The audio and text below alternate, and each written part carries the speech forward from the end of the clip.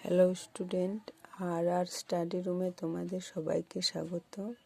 তোমরা যারা 2027 সালে মাধ্যমিক পরীক্ষা দিবে, ইতিমধ্যে তোমাদের প্রথম পর্যায়ক্রমিক মূল্যায়ন শেষ হয়েছে।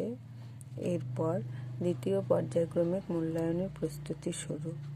তাই আমি তোমাদের জন্য প্রশ্ন বিচিত্রা থেকে ভূগোল বিষয়ের কিছু প্রশ্ন সমাধান নিয়ে এসেছি। প্রশ্ন বিচিত্রা থেকে 1 নম্বর প্রশ্নের সমাধান চলো তোমরা দেখে নাও। এর আগে আমরা সেট 2 পর্যন্ত প্রশ্ন উত্তর করেছি। আজ সেট 3 প্রশ্ন উত্তরগুলো দেখব। চলো দেখি কি আছে। প্রথমে আছে সঠিক উত্তরটি নির্বাচন করো। একে কি আছে? বিষম মণ্ডলের যে স্তরটি 200 থেকে 1100 কিমির মধ্যে অবস্থান করে তা হলো পারমাণবিক ওজোন স্তর। 2. আফ্রিকা মহাদেশে প্রবাহিত একটি স্থানীয় বায়ু হলো, কি বায়ু হবে? এটা হবে সিরোক্কো, খামসিন, হারমাট্টান সবগুলি। 3. অধঃক্ষেপণের রূপ নয় যেটি, তা হলো এর মধ্যে শিশির। 4. প্রতি মাসে ভরা জোয়ার বা ভরা কোটাল সৃষ্টি হয় 2 বার। 5. সমুদ্র স্রোতের গতি মেরু প্রদেশে কম হওয়ার কারণ অভিকর্ষীয় টান বেশি সেখানে, সেই কারণে। 6. ধান উৎপাদনে ভারতের প্রথম রাজ্য হলো পশ্চিমবঙ্গ। 7. ভারতের ডেট্রয়েট বলা হয় চেন্নাইকে। 8. ভারতের প্রত্যাশিত আয়ুষ্কাল হলো কত? 68.4 বছর। এরপরে আছে 2 নম্বরে শুদ্ধ অশুদ্ধ।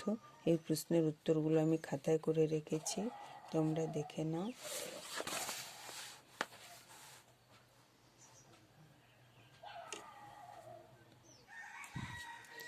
এখানে শুদ্ধ অশুদ্ধ কি আছে? 1 নম্বরে দেখো, জুলাই মাসে উত্তর গোলার্ধে সমুদ্রের সমশ্মরেখা দক্ষিণ দিকে বেঁকে অবস্থান করে, এটা হবে অশুদ্ধ। উত্তর দিকে বেঁকে অবস্থান করে। 2. প্রতি 1 ডিগ্রি অক্ষাংশ বৃদ্ধিতে তাপমাত্রা 0.28 ডিগ্রি সেলসিয়াস করে বাড়ে, এটা হবে শুদ্ধ। 3. কলকাতা বন্দর হলো একটি কৃত্রিম বন্দর, অশুদ্ধ, কারণ কলকাতা বন্দর একটি স্বাভাবিক বন্দর। 4. দোহ শিল্প হলো একটি প্রাণীভিত্তিক শিল্পের উদাহরণ, এটা হবে শুদ্ধ। দোহ শিল্প বলতে বোঝায় গবাদি পশু পালনের মাধ্যমে যেসব শিল্প গড়ে ওঠে সেই সব শিল্পকে। 5. হিম প্রাচীরে জলের উষ্ণতার পার্থক্য হয় না, এটাও হবে শুদ্ধ। এরপরে আছে একটি বা দুটি শব্দে উত্তর দাও।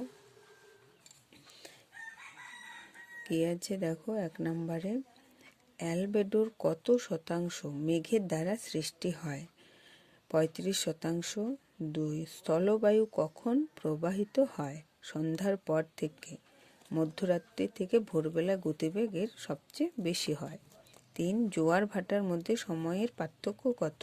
6 ঘন্টা 13 মিনিট। 4. কেন্দ্রীয় কফি গবেষণা কেন্দ্রের নাম লেখো।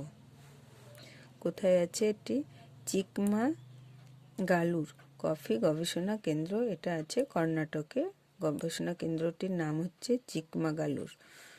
5. ভারতের গভীরতম বন্দর কোন রাজ্যে অবস্থিত? তামিলনাড়ু রাজ্যে। বন্দরটির নাম হচ্ছে তুতিকোরিন, এটি হচ্ছে ভারতের গভীরতম বন্দর।